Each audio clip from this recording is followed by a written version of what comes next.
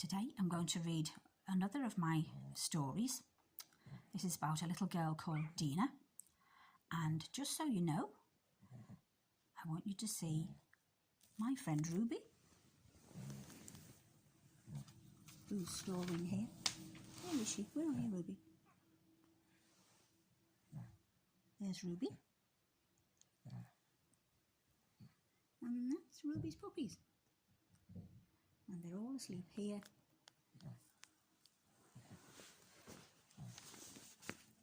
While I tell the story.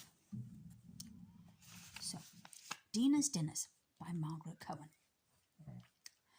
Dina was a bit upset in her new school.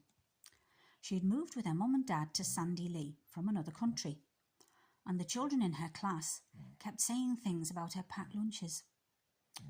Every morning Mum would give her a lunchbox full of foods she liked from the country where she was born. She had spicy fried vegetables, chewy dried meats and sticky sweet cakes. But now she wasn't so sure about eating them in class, because they said, "Eee, what's that?" Or, "That smells yuck."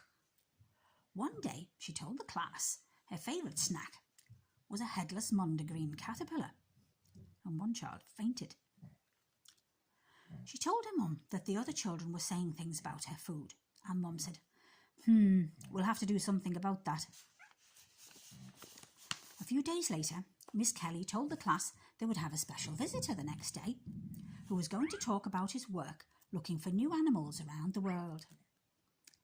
"Will he bring some with him?" shouted Dave from the back. "Will he have tarantulas and snakes? They might escape and run around the classroom." Then he started running around the classroom, and some of the children joined him. "Sit down, please," said Miss Kelly sternly, "or I'll ask Mr. Atkinson not to come." "Is it David Atkinson, the man who does the films on the telly?" said Jessie excitedly. But just then the bell rang for home time, and Miss Kelly didn't answer. Dina put her coat on and smiled to herself as she left the classroom, and Miss Kelly went to the staff room for a much-needed cup of coffee. The next morning, everyone was excited that David Atkinson, the famous wildlife filmmaker, was coming to school. All the mums and dads bought his new book at the bookshop in the high street and told the children to ask him to autograph them. Some parents tried to come into school, but Mr. Hughes, the principal, wouldn't let them in. There were lots of chairs in Dina's classroom so that everybody could come and see David Atkinson. He arrived carrying a large fish tank full of branches and leaves, and Mr. Hughes and the other teachers walked in behind him carrying 2 more. They put them on Miss Kelly's desk, and she stepped back and squeaked, trying not to look scared in front of her class when she saw what was inside. "Hello, children," said Mr. Atkinson. "You may know me from the TV. I film wild animals, but today I have brought in some of our pets. This is George," he said, pointing to a very, very large spider in one of the tanks. "He's a tarantula." "I know that," shouted Dave from the back again. "My cousin has one, and she lets me hold it if I sit very still." Miss Kelly, who had turned green, shouted, "Really, Dave?" She was so surprised that Dave could sit still. "And this is Priscilla, the chameleon. Can you see her?" Mr. Atkinson pointed to the tank with a lot of greenery, but nothing else in it.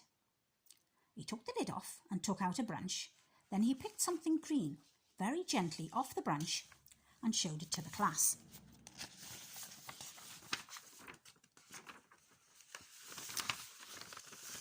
It looked like a lizard, with very bulgy eyes looking in different directions at the same time, and its curly tail wound around his finger. He took the chameleon off his finger and put it down on one of the books on Miss Kelly's desk. As the children watched, it slowly changed colour until they could hardly see it anymore. "What's happened to it? Why has it changed colour?" they all wanted to know. "So it can hide from animals that want to eat it," he explained as he put it carefully back into the tank.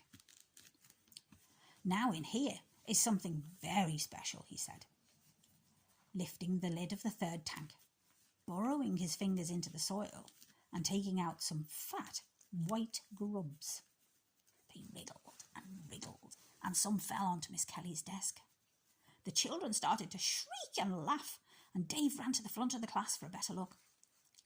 Miss Kelly had been calm, looking at the chameleon because it was so beautiful, and she forgot to be worried. But this was too much, and she rushed out of the classroom.